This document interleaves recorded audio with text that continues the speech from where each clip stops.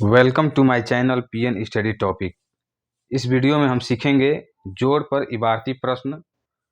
तो चलिए यहाँ पे एक हम सवाल नोट करके रखे हुए हैं। यहाँ पे आप देखिए, यहाँ पे लिखा है एक नदी में 1248 पीली मछलियाँ तथा 2154 हरी मछलियाँ और 3421 नीली मछलियाँ हैं। तो नदी में मछलियों की कुल संख्या कितनी है? तो हम यहाँ लिखेंगे पीली मछलियाँ। पीली मछलियाँ कितनी हैं? पीली मछलियाँ यहाँ पे हैं 1248। तो हम यहाँ 1248 लिख लेंगे। इसके बाद यहाँ पे हरी मछली कितनी है? तो यहाँ पे लिखेंगे हरी मछलियाँ। हरी मछलियाँ लिखने के बाद यहाँ पे उनकी संख्या लिख लेना है। हरी मछलियों की कितना है? 2154। अब इसके बाद नीली मछलियाँ। नीली मछलियाँ, नीली मछलियाँ कितनी हैं? 3421। हमने यहाँ पे देखिए, एक नदी में पीली मछलियाँ 1248 है, हरी मछलियाँ 2154 हैं, नीली मछलियाँ 3421 हैं। तो ये सवाल में बोल रहा है, सवाल में कि नदी में टोटल मछलियाँ कितनी हैं, यानी पीली हरी नीली ये सबको मिला के कितनी मछलियाँ हैं। तो इसके लिए हम क्या करेंगे? इसके लिए हम जोड़ करेंगे। तो 1248 यहाँ पे देखिए बराबर में 1248 और 2154, फिर इसके बाद 3421।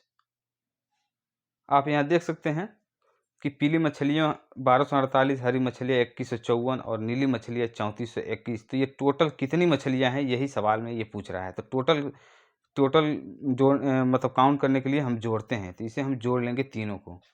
तो तीनों को जोड़ने के लिए कितना आ रहा है? देखिए यहाँ पे ऊपर क्या है? 8 4 1। इस तीनों को पहले जोड़ेंगे। 8 4 12, 12 1 13। कितना आया है? 13। तो 13 का कभी भी हम इस साइड का लिखते हैं, जो 2 अंक आता है तो दाहिने तरफ का लिखते हैं। 13 का क्या लिखेंगे? 3 हासिल 1। तो हासिल कहाँ जुड़ेगा? इसमें जुड़ेगा। तो पहले इसे जोड़ लेते हैं। 4 और 5 9, 9 2 11, 11 1 हासिल 12। तो 12 आया है। तो 12 के इधर वाले लिखेंगे 2 हासिल 1।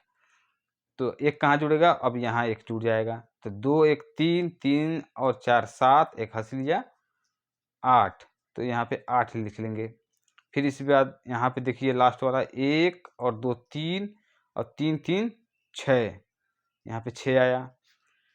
तो यहाँ पे हम लिखेंगे टोटल, यानी टोटल मतलब कुल, कुल मछलियों की संख्या। कुल मछलियों की संख्या बराबर कितना आया है? 6823। ये आपका हो गया आंसर। यानी पूरे नदी में 6823 मछलियां हैं। चलिए दूसरा सवाल देख लेते हैं, उसको नोट करके हम आपको दिखाते हैं। तो आप यहाँ देख सकते हैं, यहाँ पे हमने दूसरा सवाल नोट करके रख लिया है। अब इसको हल करते हैं। सवाल क्या है? लिखा है चुनाव में 2 उम्मीदवार थे। एक उम्मीदवार को 3627 वोट तथा दूसरे उम्मीदवार को 4529 वोट मिले। तो 756 वोट निरस्त हुए। बताइए कुल कितने वोट पड़े थे? तो यहाँ पे पहले हम पहले उम्मीदवार का संख्या लिख रहे हैं, कितना वोट मिले। तो पहले उम्मीदवार को वोट मिले। कितना मिला पहले उम्मीदवार को? 3627। 3627 वोट मिले। और दूसरे उम्मीदवार को कितना मिले? दूसरे उम्मीदवार को वोट मिले। दूसरे उम्मीदवार को कितना वोट मिले? 4529। तो ये सवाल, और कितना निरस्त वोट हुआ? निरस्त वोट यहाँ पे लिखेंगे निरस्त वोट,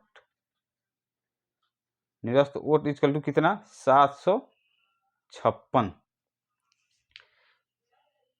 मतलब ये बोल रहा है कि पहले उम्मीदवार को 3627 वोट मिले, दूसरे उम्मीदवार को 4529 वोट मिले और निरस्त यानी बर्बाद वोट हुए कितना 756, उसमें बर्बाद वोट बर्बाद हो गया।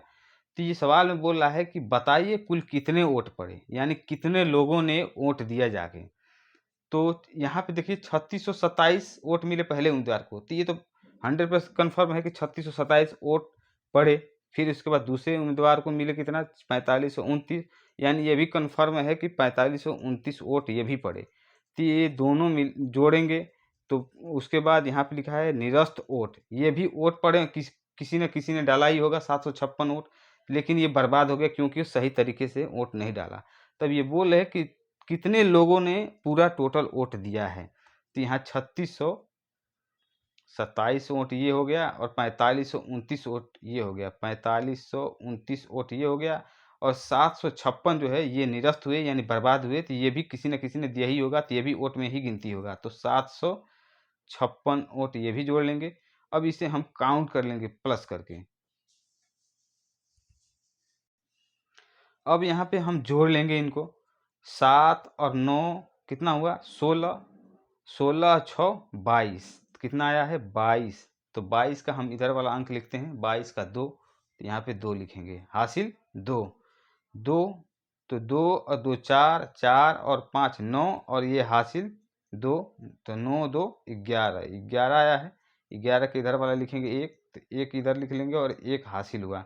तो हासिल अब कहाँ जाएगा, यहाँ पे आएगा। तो 6 5 11, 11 और 7 18 और 1 हासिल 19, तो 19 का 9 हासिल 1, तो 4 3 7, 7 और 1 8, ये आपका जो आया है। तो हम यहाँ लिखेंगे कुल वोट पड़े, कुल वोट पड़े कितना पड़े 8912, 8912। तो दोस्तों आप ऐसे ही आसानी से जोड़ का इबारती प्रश्न कर पाएंगे। मुझे आशा है कि आपको ये सवाल समझ में आ गया होगा। दोस्तों अगर ये वीडियो आपको अच्छा लगा हो तो लाइक करें, शेयर करें और मेरे चैनल को सब्सक्राइब ज़रूर करें। दोस्तों वीडियो देखने के लिए बहुत बहुत धन्यवाद।